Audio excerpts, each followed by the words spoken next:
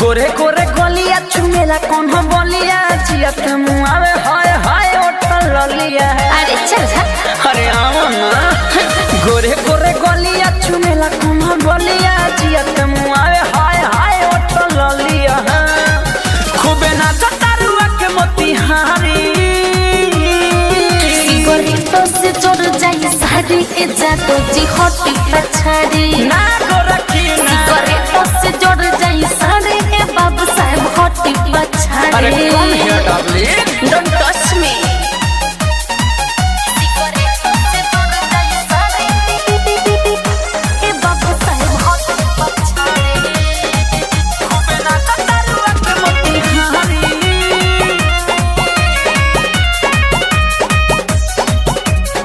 लागे तो चार पैक ले ले बने तबे इनाम गोरी दे ले बानी।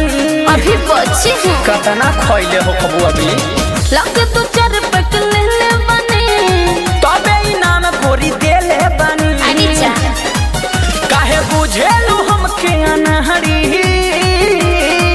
सिगरेटो से जोड़ जाए सारी जादू जी होती पछाड़े ना हाथ सिगरेटो से जोड़ जाए सारी ए पंडित जी होती न पछाड़े आओ ना ना ना सिगरेटो से जोड़ जाए सारी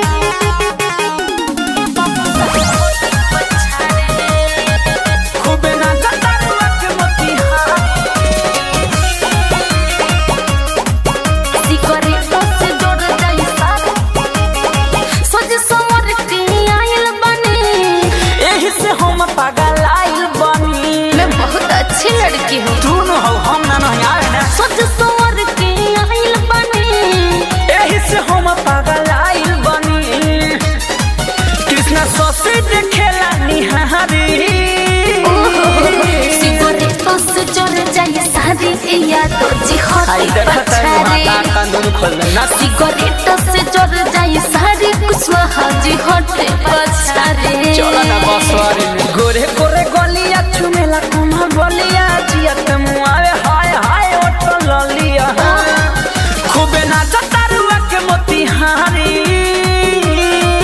सिगरेटो से जोड़ जाए सारी इज्जत जी होती पछाड़ी ना